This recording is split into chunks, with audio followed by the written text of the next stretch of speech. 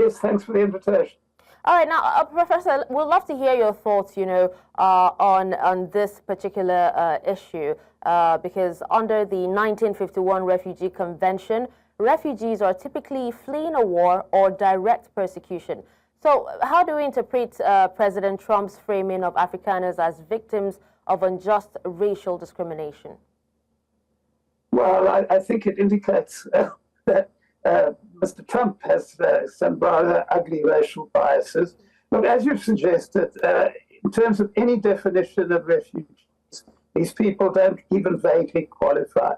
There were pictures yesterday of them at the airport. They are very comfortable people. On average in South Africa, despite 30 years of democracy, whites continue to be very affluent. Everybody here has the same rights. It's simply a fiction. And the reason that it's on the table at all is because, A, the Trump government in America clearly believes that white people are being badly treated everywhere. And secondly, Mr. Trump is surrounded by several former South Africans who have a grudge, and their grudge is that they don't believe this country should be run by the likes of Elon Musk. Elon Musk is not the only one. He's the best known one. There's a man called Peter Thiel who comes from here, David Sachs. These are all, like Musk, wealthy men who fund Trump, and all of them are former white South Africans who left here because black people were running the country. And obviously, this is their opportunity to pay back, to say, well, if whites aren't in charge, it means that whites are being discriminated. All right, now, still talking about this, now, the South African Foreign Minister, that's Ronald Lamola, says that there's no data supporting claims of white persecution. So how then, can the credibility of the abuse and land expropriation narrative, because that was a huge deal a while ago, versus broader crime statistics be assessed?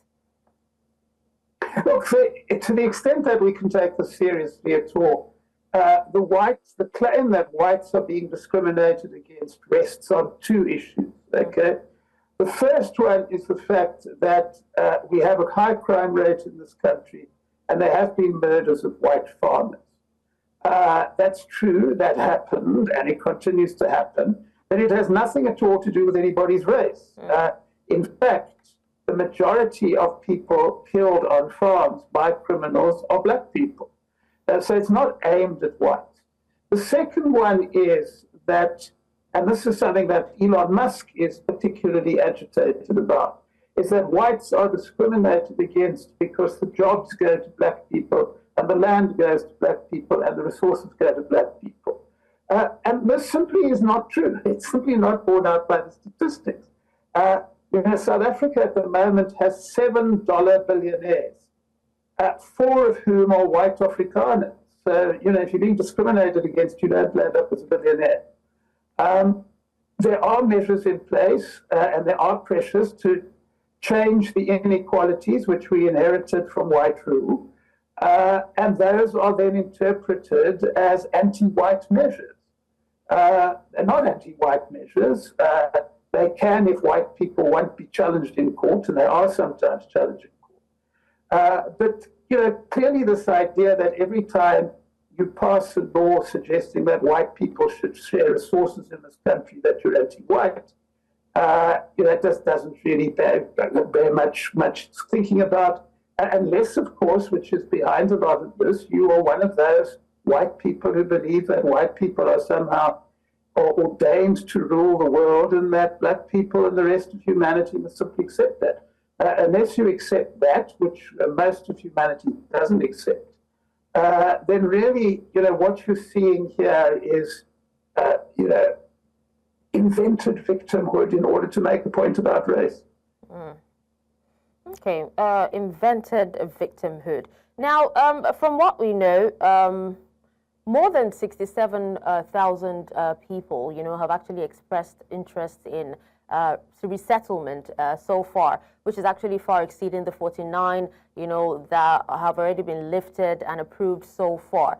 So do you have an idea if there are challenges that could actually arise if this program scales up? That's in South Africa and also in America as well, because 67,000 people, that is a lot of people, to move out of one country. Yes, but I think we can pretty much assume that they will not be. But that 67,000 people won't be moved. Look, it was announced today by the American embassy acknowledged today that actually the 49 who went yesterday are the only ones on the list so far.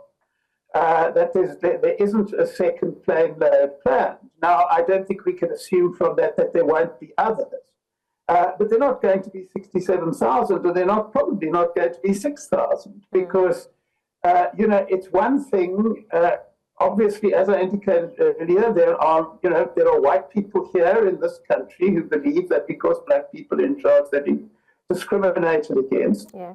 A lot of people in South Africa believe that America is the promised land, that if you get to America, your life will be wonderful. So, there are a lot of people who inquire. But, when push comes to shove and they have to actually leave what they have here behind, then you find that the numbers dwindle very quickly. On the American side, as your question correctly implies, they don't want to absorb 67,000 people either. So I think we can be pretty sure that if there are further flights, we're talking about the hundreds, probably, and certainly not thousands and tens of thousands. Because it's not even clear what's going to happen once these people arrive in America, because in terms of American law, they're supposed to go to refugee camps. And I'm not sure how many people here would exchange a comfortable house in the suburbs for a refugee camp. Absolutely. Now, speaking of refugee camps and refugees, now the Church World Service, has actually said that it will help, resettle these Afrikaners. But we have international bodies like the IOM, declining involvement, in this movement. What does this split among aid agencies reveal about the controversy? Well, I think it's very interesting, and that's sort of lurking at the back of this. If you want to know how racially biased this is, one of the issues on which Donald Trump campaigned, which he's been very zealous about since he was elected, is immigration. This idea that there are too many immigrants in America. And this is not only a Trump thing, it's a big thing in Europe at the moment. But when you scratch the surface, you find out they don't really mean immigrants. They mean immigrants who are not white people. So that on the one hand, you have a situation in which all sorts of people are being rounded up and sent to El Salvador, as we know from the papers, because they happen to be from Latin America. So they're not welcome. But, people who believe, like what Donald Trump does in white supremacy, are welcome. And it's not that different in other places, too. I mean, remember that over the last few years, many of those European countries who are very unhappy and hostile towards immigrants were very happy to welcome Ukrainian people. And yes, Ukraine was being invaded by Russia, and that was a violation of international law. But the point of the matter is that Ukrainian people are white, and therefore they were acceptable. Other refugees from other parts of the world are not. So, what we're seeing here is really some very blatant racial prejudices play out. And picking on white Afrikaners as a victimized group is really a symptom of that racial prejudice rather than any reality out there. And that's the problem that immigration organizations have to contend with. Is the idea that, if you look like the majority of the human race, then Europe and America is not so keen to have you. If you look like white people, then they'll find a space for you. All right, now just before we let you go, Professor, now ties between Washington and Pretoria have already soured, over land reform, and now we have this. So how will this refugee policy, decision further affect future U.S.-South Africa trade and diplomatic talks? I'm very skeptical, as long as the current U.S. administration is in charge, that those relations can be repaired. Because, as I implied earlier, I don't think they're doing this because they're unhappy about one or two things. I think they are unhappy about the idea of a country. You see, unlike many other countries in Africa, South Africa has a significant white minority. So they latch onto that. Trump latches onto South Africa because he's got white people here who he can say are oppressed, which he can't usually say in most of the continent. So they don't like the idea of an African country with white people but run by black people. And I don't think they're going to change their mind. So, there's a lot of talk here from the government about how to repair the relationship, etc.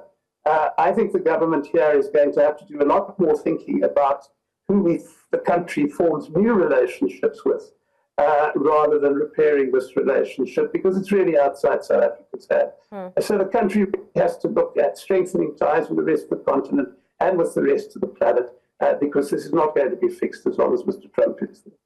All right. Now, while we have your final thoughts, and based on data and debate so far, Professor, do you think that this could trigger a domino effect in other democracies? No, I don't. Look, the point is that he's got as I say, this is a very specific situation because I described why I think South Africa is different from the rest of the continent, because of this white minority, which you don't find in those sorts of numbers elsewhere in the continent. And of course, because of the very special circumstance that Trump has got people like Musk around him who want to make an example of white South Africa. And therefore, I think that this is going to be a specific way they have of demonstrating their prejudice. I mean, there are other democracies around the world who have other things to worry about from the Americans, as we've learned in the last few months. But I don't think that this is an issue which is going to spread much beyond South Africa. All right. Well, thank you so much, Professor Stephen Friedman, Research Professor, University of Johannesburg, South Africa, for joining us and speaking to us on this.